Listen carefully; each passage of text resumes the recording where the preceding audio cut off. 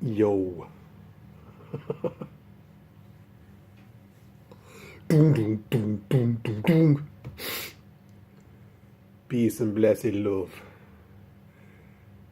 All the brethren, all the sistren, all the idren.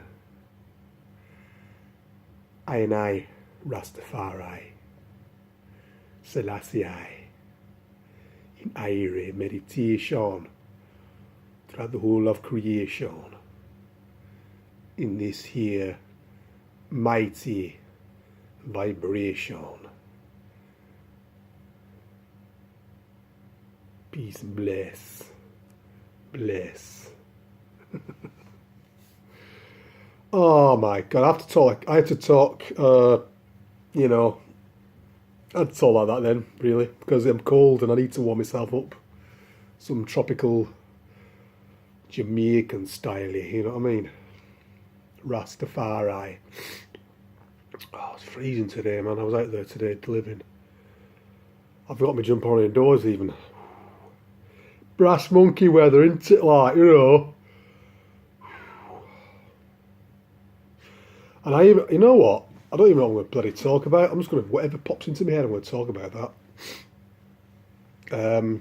Flat Earth related topics, perhaps.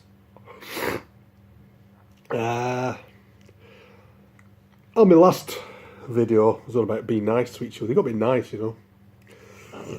Not to cast judgment on people. Actually, there's a good story. Judging and criticising and fault finding, we all do it. It's really easy to do that, you know. I heard this guy the other day saying about when something, there's all this good stuff happening to us in our life, right? And people are coming up to say all this good stuff to us or whatever, but somebody comes along and just says something bad, or some one thing or two small things happen that are bad. We'll focus on that rather than all of the good stuff. I mean, God, you got to count your blessings, haven't you? You got to be grateful. You got to be grateful, you know.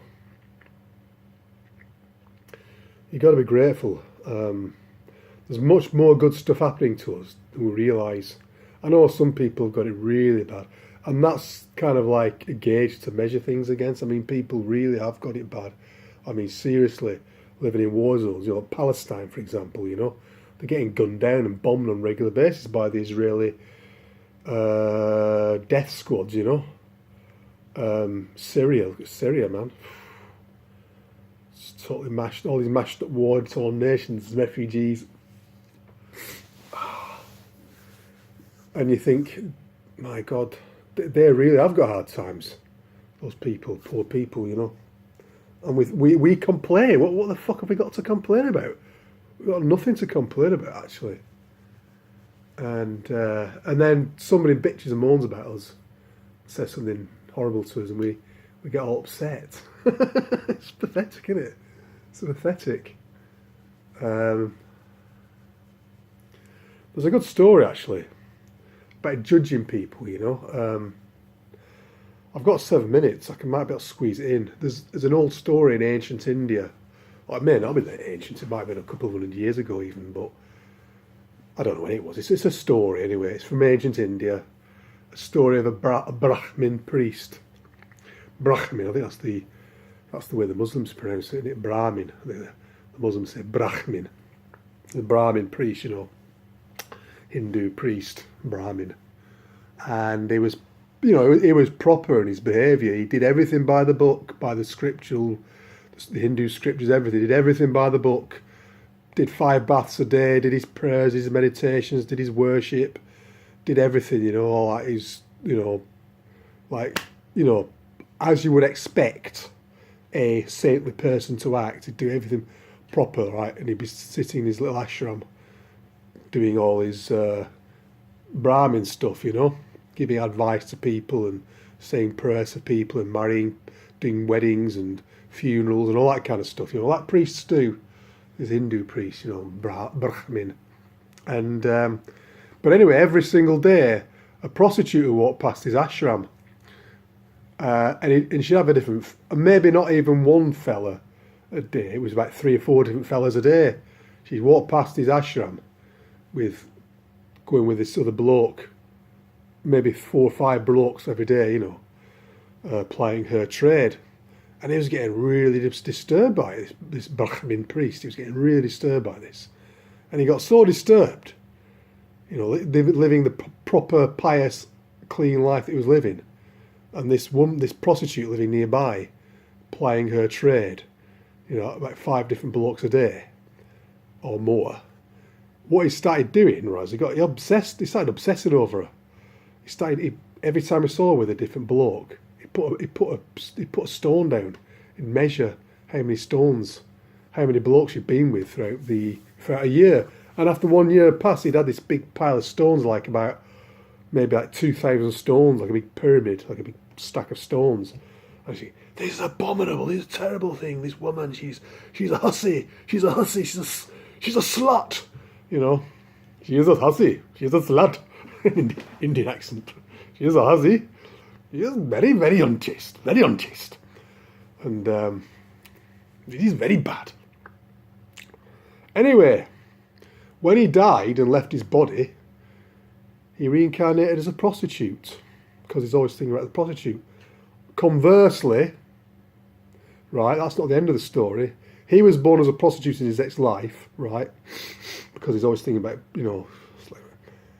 The prostitute herself, every time she's walking past the ashram, she's looking in at the Brahmin and says, I'm such a fallen soul, I'm a prostitute, I'm having sex with so many men every day, this is the way I make my living, this is the way I apply my trade, and this is a holy man who's doing nothing but good for the people. He's a holy man of God, blah, blah, blah, all that. And she just feels nothing but admiration and respect for the Brahmin, And she's always, in her mind, she's glorifying, I'm a fallen soul, I'm a prostitute, I'm doing this, this and this and this.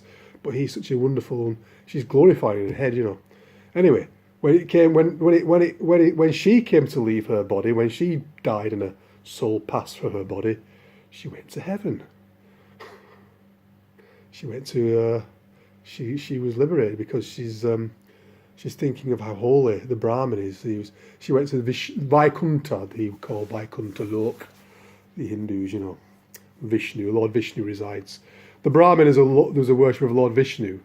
She's thinking, he's a worshipper of Lord Vishnu, what a holy man he is, he's wonderful, if only I could be like him, Whereas the Brahmin, he's just thinking, what a very bad woman, very, very bad woman. And then he got born as a prostitute in his next life. There's a moral in the story, You can't judge people by the way, what they do externally. She thought the Brahmin priest was the bee's knees, thought the ultimate saint, and he wasn't really. His mind is full of filth, because he's thinking about what she's doing with these men, He's probably fantasizing about what she's doing with the blokes, Whereas she, even though she's doing all this bad stuff, she's having sex with several blokes a day, she's always thinking what a wonderful, saintly person the Brahmin is, Probably never even spoke to each other, If they'd have spoken to each other and got to know each other, I think things would have worked out really well for the Brahmin, actually. And for her. She may have given up her trade as a prostitute, and he would have stopped being such a bloody judgmental bastard. Anyway, so it's a good story.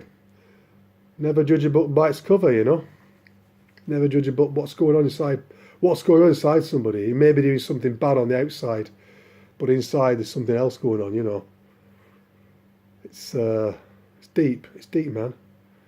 It's deep. I'm going to sign off. Peace and blessed love. Namaste and Jai Nitai.